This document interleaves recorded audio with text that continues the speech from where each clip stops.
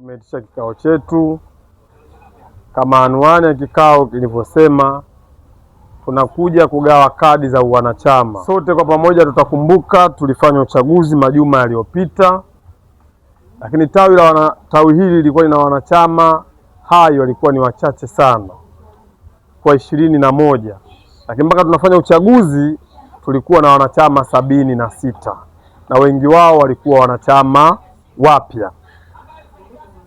Tawi liliuisha wanachama kwa mwanachama kutoa shilingi 19,000, tawi linakuongezea 10,000. Mwingine alikuwa kwa sababu ana kadi yake alikuwa anatoa 14,000, tawi lilikuwa linamuongezea 10,000. Na unajua kwenye uchaguzi akatokea lapsha maneno mengi sana, ikaonekana kama wengi walikuja kupiga kula sio halali wa wanachama, lakini kwa sababu mwenyekiti wa kamati ya uchaguzi alipewa taratibu ya kwamba ili mtu amkague ni lazima awe amelipia kadi ya wanachama na message yawe nayo. Asa leo bwana mwenyekiti wa kamati ya uchaguzi, leo tumekuja kukabidhi mzigo wa wanachama, jambo ambalo katikati kadi kwanza zilisubirishwa kwa sababu tulikuwa tuna majambo mengi ya kufanya. Yanga walikuwa na kilele cha wananchi, lakini tulikuwa tuna Yanga Day, tulikuwa tuna hivi. Sasa hivi kadi zimetolewa, na katika kadi kuwa zimetolewa, tawi letu limekizi kupewa zile kadi na kuwaita wanachama sasa kuwakabidhi kadi zao. Tunazo kadi hapa leo 34. Katibu tena juma ngapi atafuata tena kadi nyingine kulingana na vile kadi ambazo tulivyofanya malipo. Na niwathibitishie tawi letu sasa hivi sio mfu, kwa sababu sisi na kushiriki uchaguzi tumeshiriki, kumpitisha injinia tumempitisha, na viongozi pia walishiriki katika huo mkutano, ambako huko nyuma ilikuwa ni ngumu kushiriki kama hujafuata ule utaratibu. Leo hapa mimi najisikia fahari tukija kusoma mapato na matumizi na kuja kusoma kwa wanachama wengi. Najisikia fahari tukija kutoa maamuzi, tunakuja kutoa maamuzi kwa wanachama wengi. Na kuja kujisikia fahari, yani chochote nitakachokifanya tofauti na miaka iliyopita tulikuwa tukitoa maamuzi, tutatoa maamuzi ya wanachama watano. Lazima tufanye dua la kuiombea klabu yetu, ni lazima tufanye dua la kuwaombea wachezaji wetu, ni lazima tufanye dua la kuwaombea ndugu zetu waliotangulia mbele yake. Mimi nawaombeni tuwapokee sana viongozi wetu wanapokuja na hoja, pia tuwapokee, lakini pia tuwasikilize, la kuwashauri tuwashauri kwa mustakabali wa tawi letu. Lakini mwisho wa siku hakuna sababu ya makinzano, kwa sababu tuko hapa kwenye kuiongoza Yanga. Lakini inapoingia tarehe 1 ya mwezi wa 7, ujue hapo tayari kadi yako ni mfu, unatakiwa uhuishe tena wanachama wako. Kwa hiyo tusikilizane vizuri, toa 2,000 yako au zaidi ya hiyo tunakuwekea sisi hapa, ili itakapofikia pale na jina lako litakuwa linaandikwa ukitoa pesa yako. Lengo ni nini? Ili itakapofikia ile wakati wa kulipa ile kadi yako, kuilipia kadi ya wanachama, tuwe tayari, hatuna tena kuanza kupigiana simu bana, lete hela ya kadi ya wanachama au lipia kadi yako.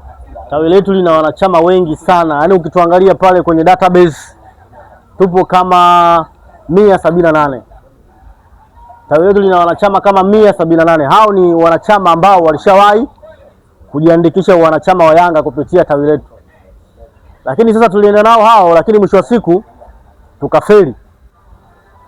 Tukawa hatuwezi kwenda katika mikutano mikuu ya Yanga na katika mikutano ambayo inahusisha uchaguzi. Kwa sababu gani? Kwa sababu wale wanachama tuliokuwa nao wengi walikuwa hawahuishi wanachama wao. Sasa tulikuwa tunapata tabu sana kupigiana simu. Tunawapigia simu, mtu yuko mbali, tunampigia simu tunamwambia bwana kiongozi, ada yako imeisha, unatakiwa ulipe ada. Sasa wengi sijajua, wengi hawana elimu kwamba hii kadi ama wanachama wa Yanga unalipiwa kwa mwezi shilingi 2,000. Ina maana kwa mwaka 2,000 mara 12 24,000. Kauli mbiu yetu sisi wanachama wa Yanga, kadi bila malipo ni mzigo. Ninyi ambao mmepata leo kadi bila malipo ni mzigo.